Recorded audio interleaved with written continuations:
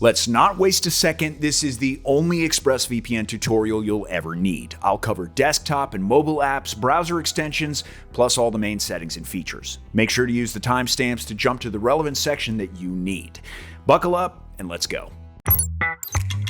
We'll start this ExpressVPN tutorial with the desktop setup. To download the app, visit the website, click here, and proceed with the on-screen instructions. Same as with any other app you've ever installed. The process is very similar for both macOS and Windows, as you can see on screen right now. One thing to note is that you'll need a subscription to use ExpressVPN. I linked to the best deal I could find in the description below, or you can scan the QR code on screen and you'll be taken straight to the website. Once your ExpressVPN setup is done, it's time to learn how to use it. But fear not, ExpressVPN is highly accessible and easy to use. For starters, let's connect to the VPN. One way to do this is by clicking the power button in the middle of the user interface. By connecting this way, ExpressVPN will choose the closest and fastest location for you. Use this connection method if you're just looking for extra privacy and the quickest possible connection. However, if you want your location to be in a specific country, tap the three dots right here and it'll show you a server list where you can search for the country you want, or simply scroll down the list. You can also expand a country server list to see all the available cities or states. At this point, you may be thinking, if connecting is this suspiciously easy, does ExpressVPN actually protect me?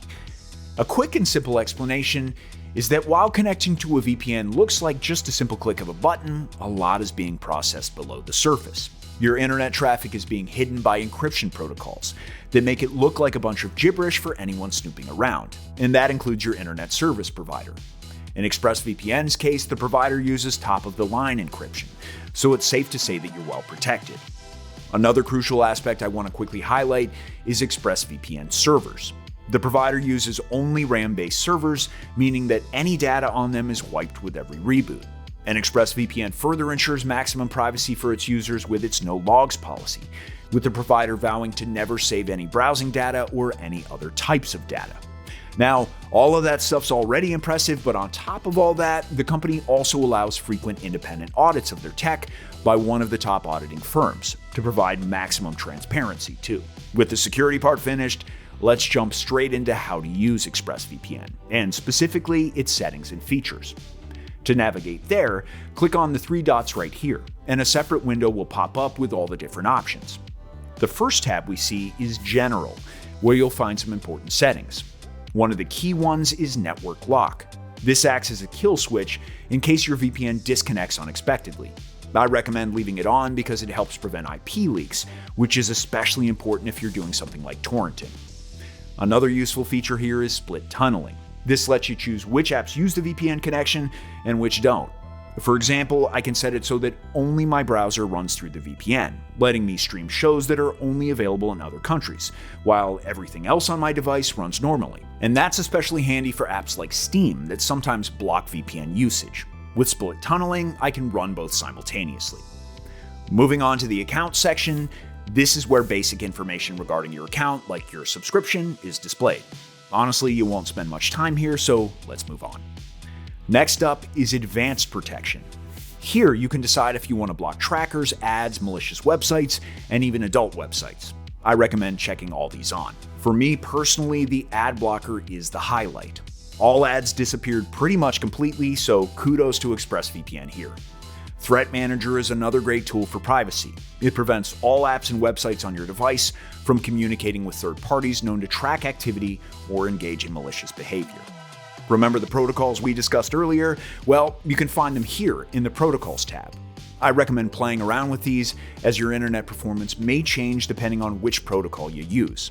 The key takeaway here is that all protocols are safe. However, I typically use Lightweight UDP because it's the quickest one. Other settings in the shortcuts, other, and browser sections are pretty random and self-explanatory, so no need to waste any more time discussing them. And just like that, we're done with the ExpressVPN desktop app. As you probably already noticed, ExpressVPN is easy to use on both Mac and Windows. This is also true for its browser extension, and you can get it on pretty much any browser from the extension store. Curiously, you won't be able to use the browser extension unless you also have the desktop app installed, though you don't need to open the native app at all to connect to and change countries. Since most people use the VPN while browsing the web, this makes for a more streamlined user experience, allowing users to control the app without ever opening it. Once you know how to use ExpressVPN on a desktop, using the extension is even simpler.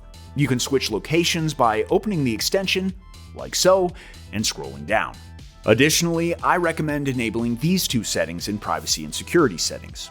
Spoofing makes your physical location even harder to track, and blocking WebRTC makes your connection even more secure by making VPN connection leaks less likely. It's important not to forget that the browser extension only covers the internet traffic on your browser. If you want ExpressVPN to cover your whole device, you must use the desktop application. Overall, I enjoyed using the browser extension a lot. It's lightweight, easy to use, and gets the job done. That said, there is room for improvement on this front. Competitors like NordVPN or Surfshark work without the desktop app being installed and offer more features. Just something to keep in mind. Before we wrap this section up, there's another ExpressVPN browser extension you need to know about called Keys. Without going into too much detail, it's a password management extension with features like autofill, which fills in any saved credentials on any website you visit. It's a separate extension, though you can get it the same way we set up the VPN extension via the extension store. With that covered, it's time for the last part of this ExpressVPN tutorial and review. Since ExpressVPN's UI is consistent across all platforms, using it on Android and iOS is just as easy. You can download it from the respective app store and log in using your credentials. And by the way, there's a 7-day free trial so you can test ExpressVPN out before committing. And then if you do decide to go premium, make sure to save some money by grabbing the discount in the description. You probably already recognize how to connect to the VPN. Yes, by tapping the power button in the middle of the app. Alternatively, I can change the location I'm connecting to by clicking the country name under the power button, or by using the search bar. Alright, let's quickly review the most important features, many of which are located in the same tab. Tap the Options button, and a list of additional settings will appear. Then tap the gear icon, and you'll be taken to the VPN settings. Here, the first thing I do is enable the network lock by toggling the first switch on. You can toggle the second one too if you're planning to print stuff. We can now head back and change the protocol. After tapping VPN protocol, you'll see a list of protocols. Lightweight UDP is still my favorite, so I always choose this one first. Your network's performance may differ, so go ahead and test all the protocols out. Now let's navigate to the previous tab once again, and the following is one of my favorite perks of the ExpressVPN mobile app, the autofill. Click on it, follow the on-screen instructions for setup, and you'll be taken to this screen right here. I recommend saving your passwords here by clicking the plus icon in the top right corner. Once you've saved your credentials, they'll be auto-filled every time you access any app or website that requires you to log in. It makes using my phone that much simpler. Alright, we're done with the settings tab. It's time to return to the main menu. Here, tap Upgrades and then Advanced Protection. I switched on all the perks we discussed earlier, and in this way, I see fewer ads and evade all the data trackers. The last feature I want to cover today is ExpressVPN split tunneling on mobile. Unfortunately, it's not available on iOS, but it is on Android. To enable it, navigate to Options again, and the split tunneling function is at the very top. Tap on it and choose the apps you want. And that's it for this part. Now you know how to use ExpressVPN on Android and iOS. In conclusion, ExpressVPN is a very beginner-friendly app. It's fast and simple to use on all devices, and it has some useful extra features to make you safer online. I'm leaving a discount for ExpressVPN on screen right now, plus another video you might want to watch. See you there.